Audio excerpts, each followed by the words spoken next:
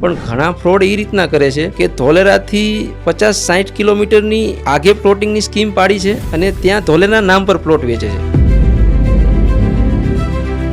ધોલેરામાં લેન્ડને લગતા ફ્રોડ બહુ વધારે જોવા મળે છે. કયા ટાઈપના ફ્રોડ છે યાર, એને લોકો કઈ રીતે કરતા હોય છે આ ફ્રોડ? હવે ફ્રોડમાં તો વાત કરીએ તો ધોલેરા જે સ્માર્ટ સિટી બની રહ્યું છે ને એને ઝોનમાં 22 ગામ લેવામાં આવ્યા છે. એની પછી ઇન્ટરનેશનલ એરપોર્ટની આજુબાજુમાં ત્યાં પ્લોટિંગની સ્કીમો ચાલુ છે. તમે ત્યાં પ્લોટિંગની ત્યાં કે ધોલેરામાં ઇન્વેસ્ટમેન્ટ કરો ને તો કંઈ તમને વાંધો નથી.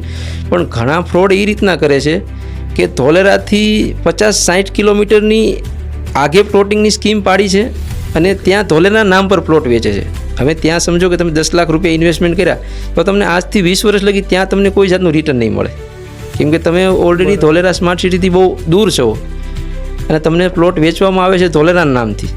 ઓકે, કહી રહ્યા છે કે ધોલેરા છે, બાકી હકીકતમાં એ ધોલેરા છે નહીં. એ વાળું ધોલેરા નથી કે જે ડેવલપ થઈ રહ્યું છે. જે 22 ગામ છે તમે કીધા કે જે ખાસ કરીને હાઇલાઇટ કરેલા છે, એ 22 ગામના અંદર લેન્ડ નથી. ઓકે, એ તમને 50-60 કિલોમીટર દૂર તમને પ્લોટ આપશે અને ગણાવશે કે ધોલેરા સ્માર્ટ સિટી પાસે છે, તો હકીકતમાં ત્યાં તમને રિટર્ન મળશે જ નહીં.